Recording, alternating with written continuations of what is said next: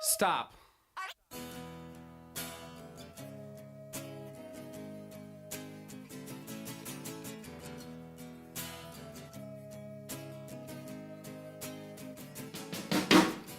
Alright, so today we're going to talk about adding fractions with unlike denominators, but before we jump into it, I definitely want to take a step back and look at, in 4th grade, we looked at adding fractions with like denominators.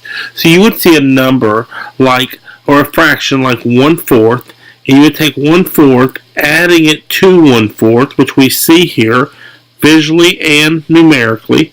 And when I add these two totals together, the sum becomes 2/4 because I have 1/4 right here. Here is my second, and when I put those two together, because adding is essentially putting things together, I get 2/4. And then I can see where I can simplify that into 1/2. Now, let's take that same process and basically what we can, the rules that we want to carry over. Now, we're going to change some things because we are going to look at what happens when the denominator is not the same. So we're going to definitely look at some problems with unlike denominators, but some rules carry is that we won't add our denominators. This rule will continue to stay through where our denominator just slides over to the right, and we're only adding our numerators. So we're adding our numerators to get the answer, or the sum here. And then likewise, we'll talk a little bit more about simplifying. But let's take a look at some problems in terms of what happens when my denominator is not the same, and we'll look at what do we do then. So let's get rid of this for a second.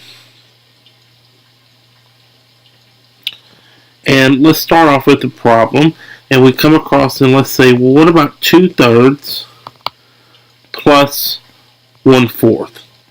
So I've got the problem 2/3 plus 1/4. So unlike last time, whereas my denominators were the same, this time I'm looking at a 3 and a 4 as my denominator, and I need those to be the same.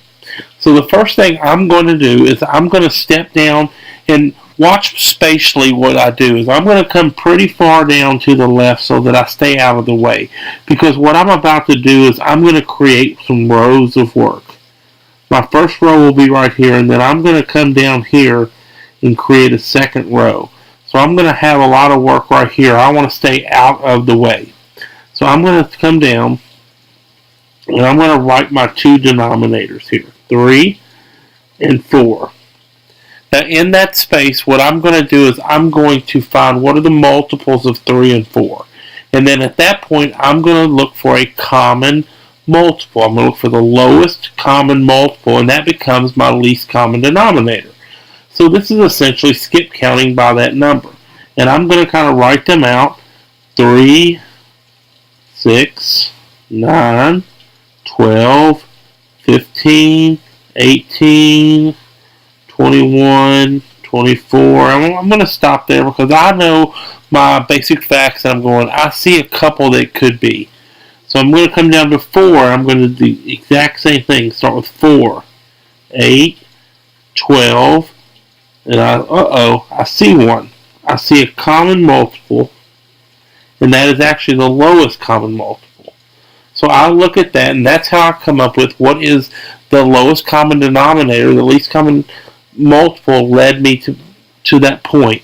So what I'm doing right here is this is a process of finding the LCM, the least common multiple. This helps me find what is the lowest common denominator.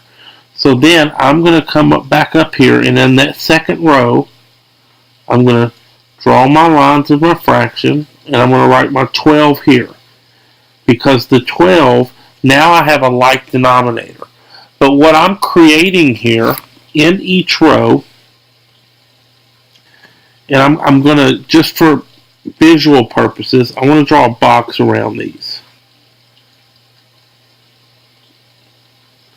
So these boxes, these columns, for just a moment, we're going to kind of look at each column as its own separate kind of problem. We'll call this A and B because we're just not ready to add yet.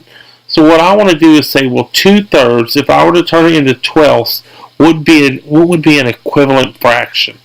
Now my numbers are going to get bigger, and what I'm essentially going to ask is what happened to 3 to get to 12? Well, I can come down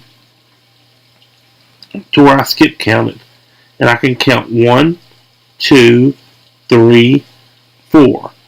I know that 3 times 4 is 12, and now whatever I do to the denominator, I want to do to the numerator. So if 3 times 12, I'm sorry, 3 times 4 is 12, then 2 times 4 is going to give me my new numerator, which would be 8. And let me change that just so my colors are. So what I know is true here is 2/3 is equal to 8/12. Now I'm going to do the exact same thing to the other side. What did I do to 4 to get to 12? I multiplied it by 1, 2, 3. So 4 times 3 equals 12, and then 3 times 1 equals 3. Again, meaning 1/4 is equal to 3/12. Now I'm in a comfortable place here. I know the red boxes you're not used to seeing them, and we won't write that and I'm going to do another problem without much of the graphics, just to kind of do less confusing. But right now I'm at a place where you're comfortable with. I see common denominators. I can simply bring that over. I'm just bringing the 12 over, and then I'll do right here 8 plus 3 would be right there. 8 plus 3 is 11. That's my final answer, would be 11/12. So let's take a look at another problem, this time a lot less, because it's kind of confusing, but yet the first time I definitely want to show you everything I'm kind of thinking. So this time we're going to take 5/6 plus 3/4. Again, I look at my denominators. They are not common denominators. They're unlike denominators. So the first thing I'm going to do, step 1, is I'm going to step down to the left, and I want to write my 4 and my 6. I'm basically writing what the denominators are. I want to skip count. 4, 8, 12. And I can even stop there because I'm kind of already thinking about 6 each step I go.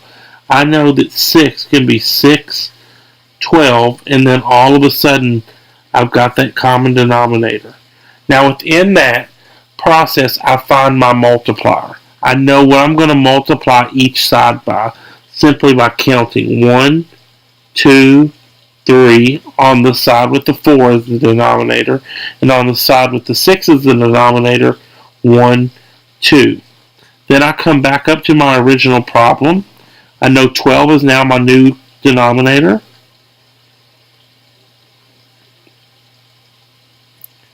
I'm going to set that up.